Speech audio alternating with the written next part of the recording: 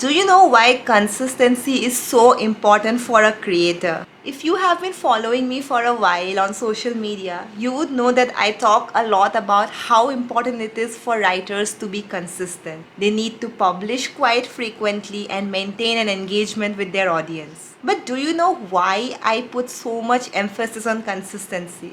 Today, I want to share you my story of what happened with Quora and all the mistakes I made and how you can avoid them.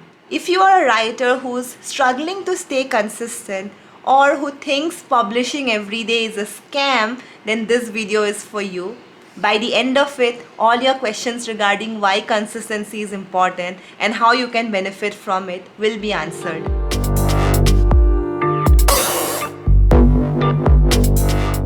But before that, let me tell you my Quora story. I started writing on Quora in 2014 when I was in my final year of undergraduation at college. I used to write one answer every day, and within 2 months I started seeing insane traction on my content. There was a time when every answer I published used to get at least 100 upvotes and more than 1000 views. The number of followers on my profile would keep on increasing by at least 100 new people every day.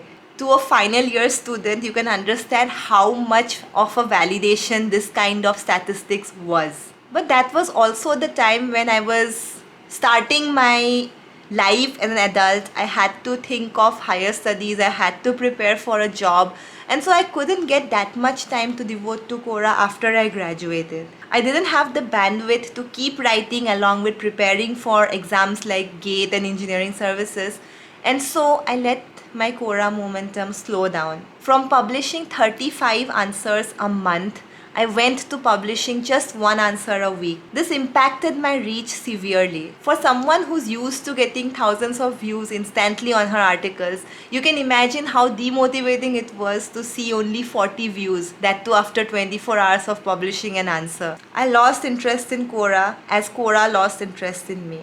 And as I slipped back into the world of shitty salaries and overworked research scholars, my prospects in the online writing world also started declining. But I kept writing 1 or 2 answers per week, and that saved me. It kept the fire for writing burning bright in my heart, and now I have found a similar momentum on other platforms like Medium, LinkedIn, Twitter and Instagram. But since 2016, I have tried several times to gain back that old traction on Quora, but nothing I do ever seems to work.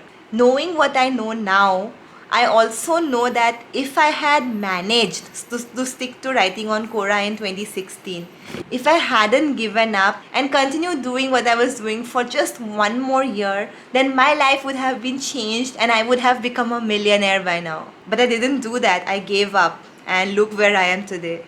This video is about how being consistent can change your life. I hope towards the end you will be convinced not to make the same mistake as I did when I was in my final year of college. The biggest perk of being consistent is that your speed increases manifold. When I started writing on Medium in 2020, it used to take me 5 to 6 hours to research for and complete one article.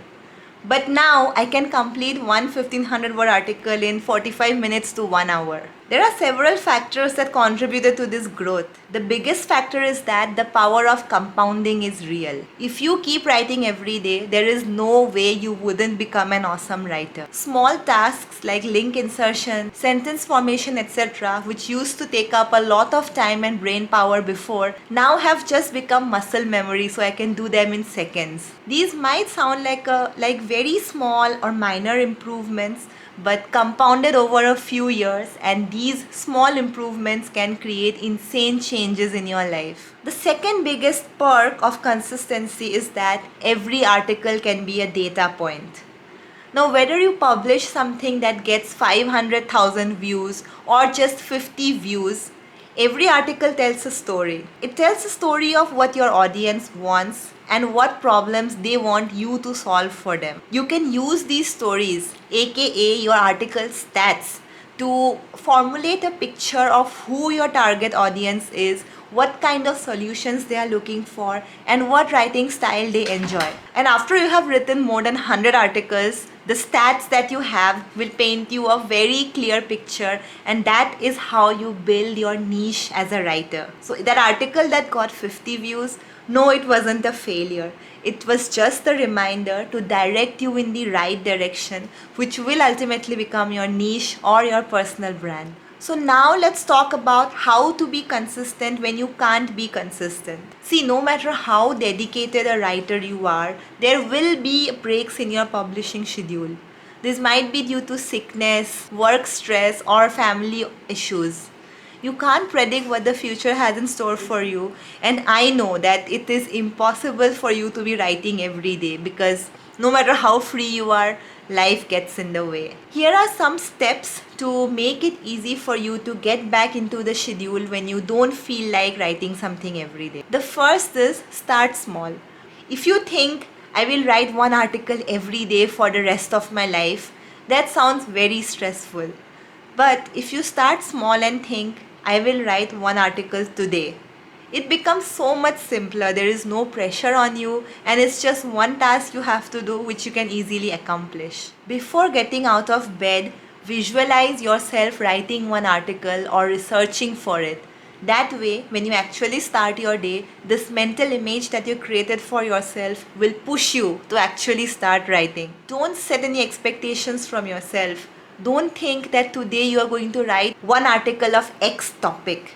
Instead, allow yourself the freedom to browse through your notebook and only pick the article idea that sparks interest in you. That way, you won't be forcing yourself to write about boring topics, and you can always find something interesting to write about. Lastly, allow yourself to enjoy the process of writing. Don't think of it as work. Instead, think of it as something you are doing because you want to create a better future for yourself. If you enjoy the process and cherish all the pains that you take to reach your goal, then trust me, when you actually achieve those goals, the victory will taste a lot sweeter. So yes, that is how you stay consistent, and that is the importance of consistency. If you had been struggling to write something today, or if you had been struggling in general to be consistent with any other habit, I hope this video helped you in some way. If this reminded you of some writer friend or any friend who's been struggling lately, please do make sure to share this video with them. Also, don't forget to subscribe to my channel so you don't miss out on such content in the future. That's all for this video. Thank you so much for watching until the end. I will see you again soon.